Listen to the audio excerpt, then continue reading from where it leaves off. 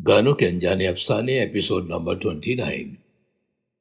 आवाज की दुनिया के दोस्तों, गानों के अनजाने अफसाने के अंतर्गत आज पेशा खिदमत है उस गजल का तबसरा जो मेरे हिसाब से गजलों की सरताज गजल है, जिसे गजलों की मलिका बेगम अख्तर ने गाकर गायकी को पीड़ा और तन्हाई की नींव पर खड़ा कर दिया।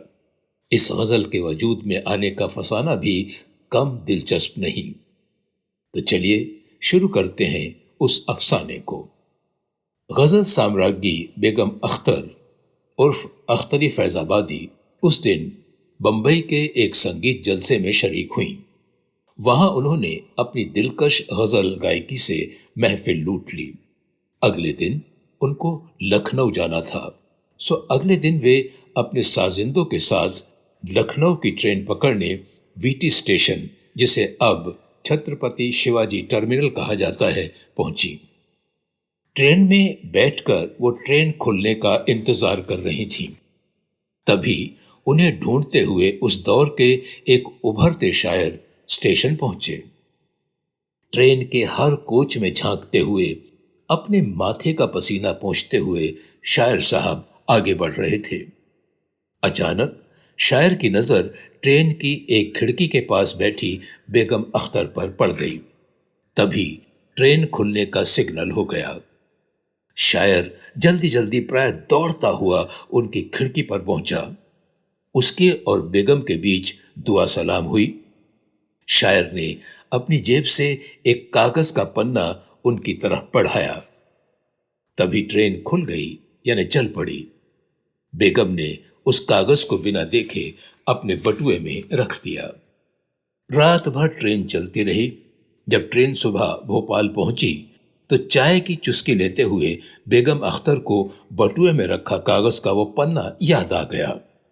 बेगम ने कागज खोलकर देखा तो पाया कि उस पर एक मुकम्मल गजल लिखी हुई है।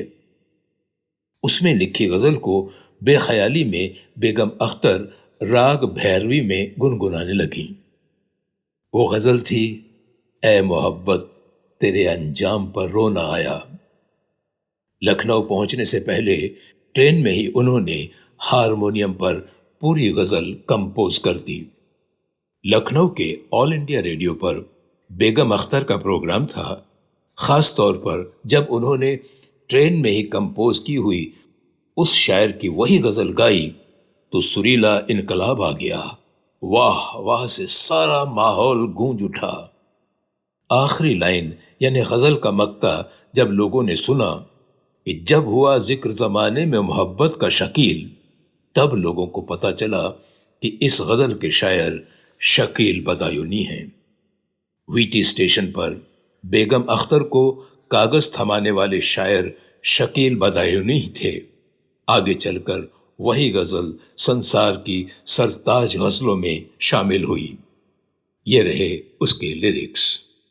यूं तो हर शाम उम्मीदों में गुजर जाती है, आज कुछ बात है जो शाम पे रोना आया। ऐ मोहब्बत तेरे अंजाम पे रोना आया, जाने क्यों आज तेरे नाम पे रोना आया। मुझ पे ही खत्म हुई सिलसिलाए नौहागिरी। नौहागिरी का मतलब, सिलसिलाए नौहागिरी का मतलब होता है शोक संताप।